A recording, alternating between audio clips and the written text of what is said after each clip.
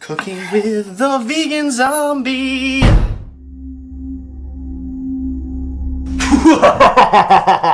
Hello, boys and girls. Halloween is upon us. It's the best time of the year and my favorite time to cook. Tonight's menu is going to be a very festive ravioli. Oh, man, it's hot in there. Woo! Much better, I can finally breathe. Anyway, so the flavors we're gonna put into this ravioli. The pasta part is gonna be a sweet potato corn flour ravioli. The inside is gonna be a tofu, sun-dried tomato, roasted garlic ricotta. It's gonna be delicious. I think you guys are gonna love it. So we're gonna get started with our pasta because we do have to let that rest once we get the dough ready. What I have here is 1.5 cups of all-purpose flour. That's right, folks, this recipe is not gluten-free. You can make it gluten-free. It requires a little bit of math with some added ingredients. That's a whole thing. So we're gonna make this really easy. We're gonna go ahead with the gluten version. So we got 1.5 cups of all-purpose flour. And for the corniness, 1/2 cup of yellow cornmeal, the fine ground one. You don't want the real coarse stuff. We're gonna whisk this together. I have some tools that I'm gonna use tonight. Now you could do this all by hand, but if you have a food processor at home, much like this one that my mom gave me for Christmas, thank you, Mom, it makes the job a lot easier. Yeah, she survived the zombie apocalypse. All right, so our flour is ready. Over here, I have a medium sweet potato. I peeled the skins off and I boiled it. It's nice and soft right now. What I'm going to do is strain this, but I'm going to keep the liquid because I might need a little bit to make the sweet potato puree. All right, and then we're gonna dump it into our food processor. There, you saw a little liquid come out of that. That's actually okay because I'm gonna put a few tablespoons in there. Come on, get out. Turn this on, and you're looking for applesauce consistency. Smooth, you don't want it super chunky. If you don't have one of these bad boys at home, keep mashing it or use a hand mixer, whatever to get that consistency. We're gonna press the puree button. Let's take a look. That's a nice, smooth consistency, thick. Now this I use this as part of the egg replacer because a lot of pasta recipes have eggs in it. I use this sweet potato and I'm also gonna use flax seeds. I've got a tablespoon of flax seeds. Flax is a very common egg substitute. I keep a jar of it frozen in my freezer. Whenever I need them, I put them in smoothies. I'm gonna use them in this recipe, so it keeps them fresher longer if you put them in the freezer. And I got the old magic bullet. You've seen this guy. He's made an appearance in a couple of our old recipes from yesteryear. Not to be confused with the silver bullet that you kill werewolves with. That's a good girl. Belle used to hate the loud noises. Now she's such a good girl. Don't touch me, she says. What we're gonna do now, we have a tablespoon of flaxseed in there. We're gonna add 2 tablespoons of water, and that's gonna be our egg substitute. We're gonna whisk this. And we're gonna let that sit for a minute. And I'm going to empty this out and clean it because we're gonna actually mix our pasta in here. So give me a second. After sitting for a while, it actually congealed pretty good. It's thickening up. That's about perfect. We are gonna start by putting our pasta flour in the processor first. We're gonna add 1/4 cup of our sweet potato puree and 2 tablespoons of our flax egg. If you don't have one of these, obviously, combine them all into a bowl and just mix it together with your hands, form a dough ball. You might need to add some flour or a little bit of the sweet potato liquid. I like to pulse it until it kind of forms a ball. It'll separate from the sides of the food processor, and that's when you know it's ready to roll. I'm gonna add another 2 tablespoons of sweet potato puree because you can see it's very floury. This will depend on how much liquid is in your puree. If it's really liquidy, you might not need to do that. Starting to form a ball here. I'm gonna add some of our sweet potato liquid, a little bit at a time, like a tablespoon at a time until it starts to really separate.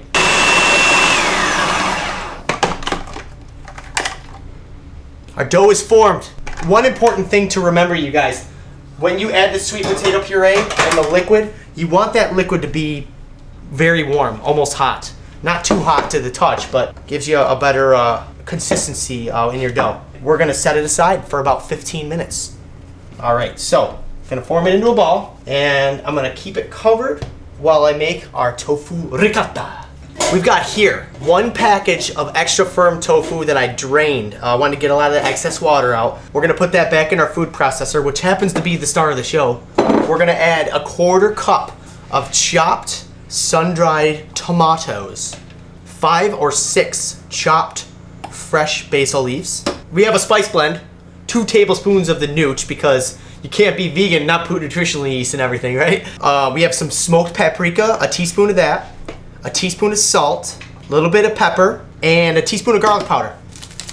We're gonna put some roasted garlic in there. Now, to roast the garlic, what I do is I preheat the oven at 350. I cut the top of the garlic off, like so, sprinkle a little bit of extra virgin olive oil, and it really softens up and gives it a nice mild flavor. It's not that really fresh garlic that sticks in the back of your throat. And I mean, it keeps the zombies and the vampires away, but it also keeps your boyfriend or your girlfriend away. It doesn't keep your dog away. Anyway, we're gonna use half a head of roasted garlic. So what you do is you just squeeze it right out into your hand. Look at that. Yeah. Yeah, it's like a paste. It's still a little hot, actually. Ow. So I put the roasted garlic in there along with a little bit of garlic powder. Sometimes I like to do that. 2 tablespoons of lemon juice. You're gonna want to taste it at this point to see if you need to add a little salt or pepper. Let's go with a little salt and a little pepper. We're gonna transfer this to a bowl and we're gonna let it sit while we roll out the pasta dough. I cut that dough up into 8 little chunks. Here's 1/8 of the dough. I like to work with little pieces of dough at a time for this recipe because when you're making ravioli, you have to spread that dough as thin as you can or you're gonna have a real thick, chewy piece of pasta, which is, in my mind, pretty delicious. Have a little bit of flour with you because you're gonna want to, on a nice clean surface, you wanna put flour down so the dough doesn't stick. I like to use this silicone that I bought on Amazon for like 15 bucks. They're like little baking sheets, but it keeps the dough from sticking. Oddly enough, Amazon.com is still up and running in the middle of a zombie apocalypse. Who would have thought? Roll it out a little bit at a time. You might have to add flour here and there. So we have our pasta rolled out nice and thin. Nice and thin. It puts the lotion on the skin. And then you want, for the filling, about a teaspoon. I have this cute little ice cream scoop that I stole from a peasant woman. Little scoopy scoop there. I'm just gonna do 4 or 5. Finding zombies is a lot like playing the lottery. Hey, you never know. Okay, before I put the top layer on, I gotta paint some water. I got my paintbrush, and I got some water, and I'm just gonna go around the edges so that the dough sticks to the top sheet that I'm about to put up on here. Now, we put our sheet on there. There's that. Push out all the air bubbles. Stretch Armstrong here. 4 Amazon delivery men died bringing me this little tool because of the zombies got them. But eventually one of them lived and delivered this to my house. And this is cool because it's just a little stamp. Try to keep that ricotta filling in the center of your handle. Peel it away. I got 6 little rabs here. On to the brown butter sage sauce. Now, this recipe is greatly inspired by Miyoko Shinner. Ooh, I have a copy of her cookbook right here. 1.5 cups of refined coconut oil. We're gonna add it to this saucepan right here. Put it on a low heat. It's cold here in upstate New York, so a lot of times your coconut oil will be solid. I just pop it in the oven at like 100 degrees. It melts in like 5 minutes. It's fine. We're going to add to that a 1/4 cup of olive oil. Give it a little fruitiness. A 1/2 cup of almond milk. I heated this up to about room temperature. It's a little warmer than room temperature. So add that. 1/2 teaspoon of salt. 1/4 to 1/2 teaspoon of turmeric. Whisk it all together. Okay, so it looks like we're starting to simmer. That's about the temperature you want it to be. You don't want it to be too hot because we're gonna be adding fresh garlic. I have 3 cloves of minced garlic. About 6 fresh sage leaves that I chopped up into a nice little mince right here. And about another 1/4 cup of sun-dried tomatoes. This butter sauce is amazing. Ladies and gentlemen, we got some boiling water. Boom and boom. You just gotta stir it, make sure they don't touch. No touching, kids. When they float to the top, essentially they're done, but I give it a couple minutes after that. While that's boiling for the next 3 minutes, I'm going to heat up a small saute pan. We're looking at about a medium heat. About 3 tablespoons of our butter. We're gonna strain our ravioli. If you have a slotted spoon, it's a lot easier than dumping out all the water. But, oops, sloppy. Let's toss in our Rav. Oh, listen to that sizzle. As soon as the pasta hits the oil, get them off the pan a little bit. Scrape them a little bit so that they don't stick right away. Once you do that, they're fine.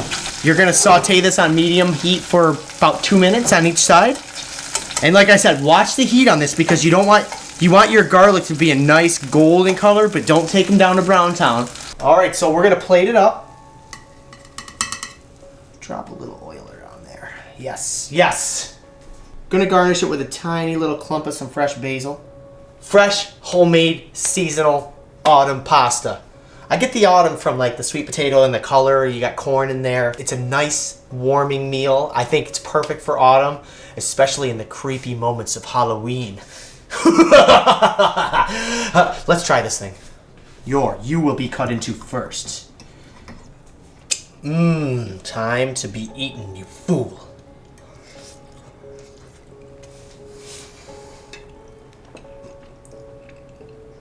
That tofu ricotta is so good because it's got all those hints. It's got the roasted garlic in there, and it's got some nice seasoning, but it also has that lemon comes through right at the end to kind of brighten it up. It's really delicious. Another thing you can do to top this off is a little bit of lemon zest if you have organic lemons at home. If you don't, skip that part. But a little lemon zest on top, that's going to make all your zombie friends really happy. Well, guys, I hope you like this autumn-themed recipe, and I hope you guys have a really safe and happy Halloween. As always, subscribe, survive, and get lots of vegan candy. I'm going to go get some myself. Trick-or-treating time.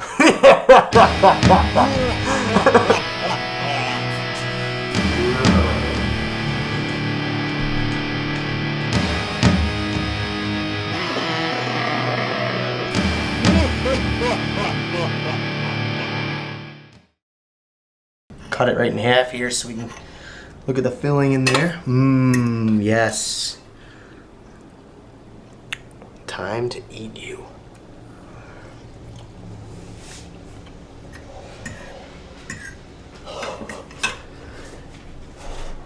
It's so hot. Oh. Nom, nom, nom, nom, nom, nom, nom, nom. Silence of the lambs.